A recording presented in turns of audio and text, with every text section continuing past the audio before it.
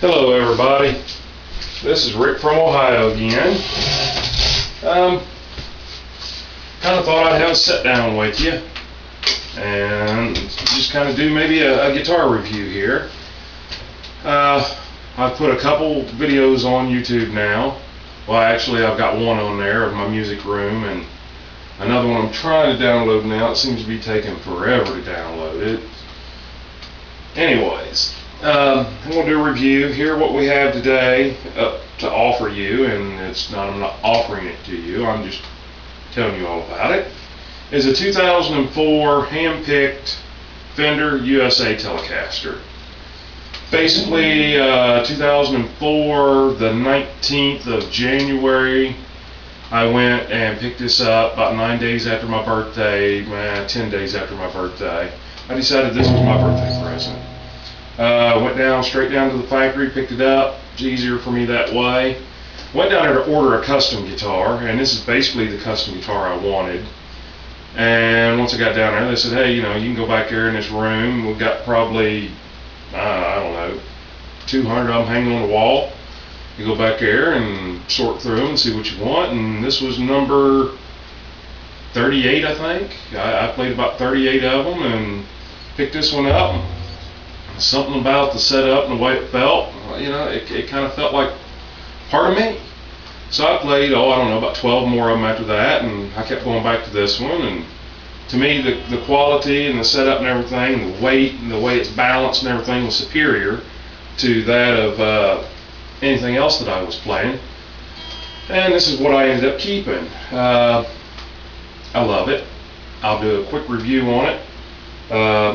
First off, my strap here, all leather, beautiful strap. I don't know if you can see that. It's wider in the back, comes down to a narrow. It's adjustable there. It's just a great strap. My buddy of mine gave it to me for my birthday, Jim. Thank you, Jim. Love it. All right, back to the guitar. Basically,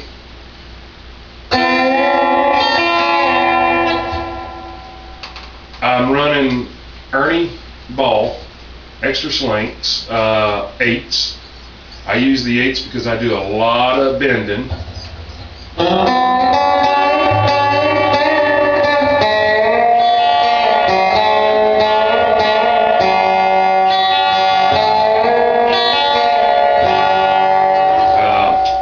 They work out for me, and I also use a very thin Jim Dunlop 38 millimeter. Extremely. Most people that come around, I have to keep extra picks over here for other people because they just can't use these. I do a lot of double picking, and it just works for me. I've pretty much always used these, at least for the last 20 years. So anyways, that being said, this is the guitar. Everything about it is correct for 1952. It's got the correct tuning keys on it, correct wiring in it, correct pots, correct transformers, or not transformers, diodes, or whatever you want to call them inside of it. Everything's set up just the way that it would have been back then. It's got the 3-barrel bridge. I know a lot of people hate that. A lot of these Fender gurus out there, Gibson gurus, say, oh no, you can't set the intonation. And they're partially correct. You can, to a point. Can you fine tune them down and get them absolutely 100% perfect? Yeah, but it's not going to stay that way. That's just the way it is. When you're trying to use the intonation on 2 instead of 1 at a time, you can get your height and stuff like that on them.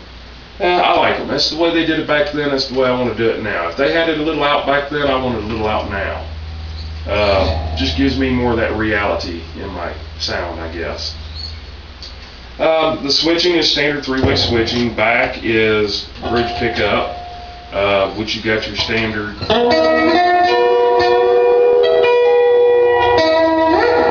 just your standard sound. Middle is really not my style. That mixes the two, the bridge and the neck. Just more of a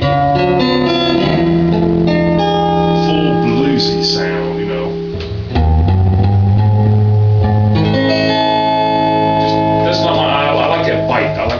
loudness, I like that crunch, I like that ice pick sound, whatever they want to call it, you know.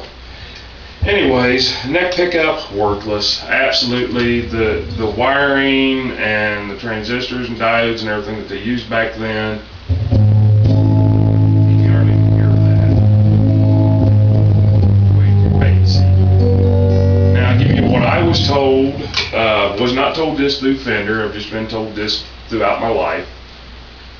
Of course, we know that first was a broadcaster in 1950. Fender got sued by Gretsch because even though it's spelled different, Gretsch had a broadcaster drum set. So they'd already used the name, blah, blah, blah, blah. In 1951, Fender come out with the same guitar, did not say Telecaster on it. They were not Telecasters at all back then. Then along hit the television, and hence the word Telecaster, television. And they were plastered all over the television. If you've seen music, you've seen a Telecaster. And the reason that they muddied that up there was because back then there was no basses, electric basses.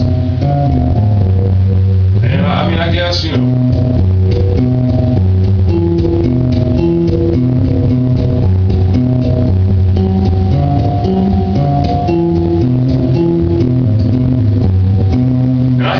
occasion used it for a bass. I've got up on stage and there'd be too many pickers up there and not enough bass players, and I've grabbed this and, you know, hey, let's make it into, you know, a bass, and I played bass, you know, on it all night long. Not a problem. Sounds great. Sounds great through my amp. Of course, I've got everything turned down right now. The amp I use is, don't laugh, everybody will, I use a line 6. I do not use the spiders. They're not worth having. I've had several. They are not worth having. I use the Flextone 3 modeling amp. I've played through Fender Twins, Fender Pro reverbs. I've played through quad reverbs. I've played through Gibsons. I've played through Marshalls. I've played through Johnsons. I've played through anything that you can possibly think of, and none of them even comes close to holding a candle to that one. Now, that being said, you're not hearing that because this is on a digital camera and the quality of sound sucks. And when I say digital camera, I mean the kind that you take a picture with. I've just got it set on video mode, and that's what I've got right now, and that's where we're headed. Back to this, like I said, it's got a great sound to it. I'll let you hear it for a minute. This is on the bridge pickup only.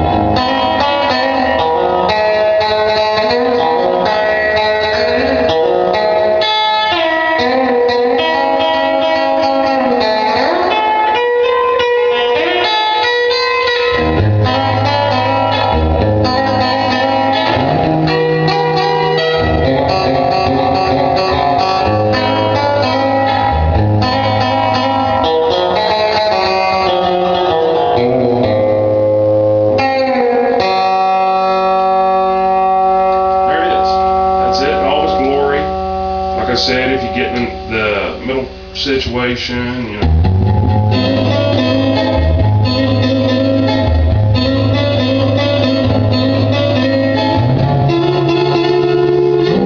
Not that it sounds bad, it's just not my style, you know. I like that bite. High end, that high tinny sound, you know, that's my style, it's what I like. Can't ask for anything any better. Got the original Clouston style tuners on the back, or they probably are Cloustons.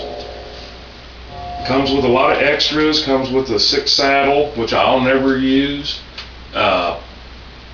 Basically, I like my 3 barrels, and I'll keep it original, this guitar. It comes with the original strap that's in the case. Comes with the original, I think it's a G&L case. It comes with everything, you know, it comes with a 5-way or 4 or 5-way switch. that you can solder in, change the sounds up. I like mine original. A lot of people say, oh, if you leave them out, you know, when it gets a little too warm or something, the pickups, you know, single ply pick or the pick guard will start warping. This has been on here since 2004. It's been through all types of weather, in and out of the cold, in and out of the hot. It hangs right there by my air conditioner, and as you can see, you know, you don't get any warpage or anything. Yeah, it'll fit up underneath there, and I like that. You know, in case I'm finger picking. But as you can see, I got to push that in there to do that. There's no warpage. I mean, they're just great guitars. The finish, the nuclear, whatever they call it. People say, oh, it'll start coming off. Yeah, it's 2004. And it's 2011 now, and this is my everyday guitar, and I've not had a bit of trouble. It hangs on the guitar rack over there. It's rubber. It don't eat into it or nothing. I had a bit of trouble out of it. The neck, yeah, it does get a little bit sticky. I haven't sanded it down or anything. Now, being a setup man that I am, you know, I like to keep my guitars the way that I like to keep them. You can take a... You know, if you ever go to the grocery store and they ask you, I don't even know if they ask you anymore, paper or plastic, tell them you want paper. Bring that brown cardboard style paper home, crumble it up all real good, get it all nice and feathery, put that on the back of this neck and it'll smooth it right out and you can never tell that it was done, and then keep it smooth. Keep a piece of that, you know, in your guitar case. Once a year, pull it out, go like that a couple times real quick and you've got it perfect. Now this is a little bit sticky now. I don't know if you can hear that, but I'm sure you can.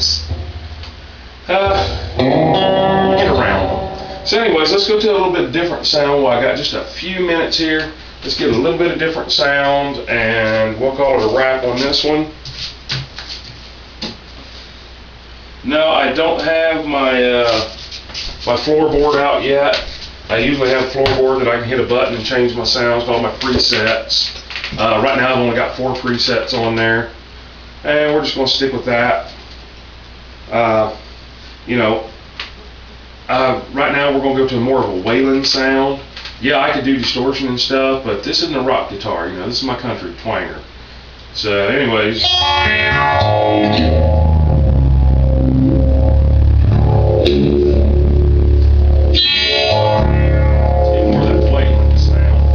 same thing, you know. Now, yeah, he did change later on to the 6 saddle, but the 3 barrels what he used for a long time. So let's try a little bit of a wailing sound.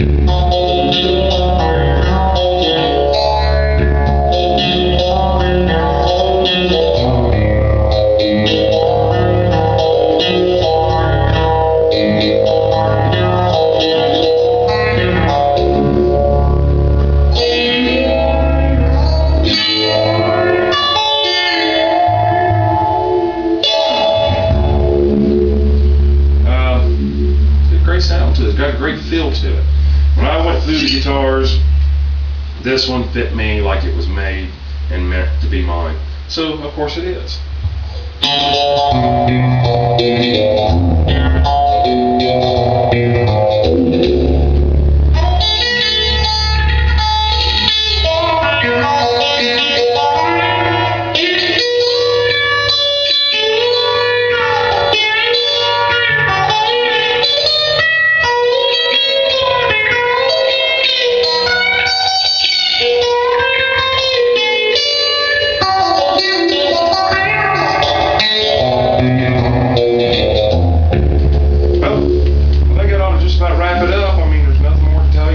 There's the back of it, string 3 body, skunk stripe on the neck, Cleaston style tuners, Fender Telecaster, no serial number on it or anything.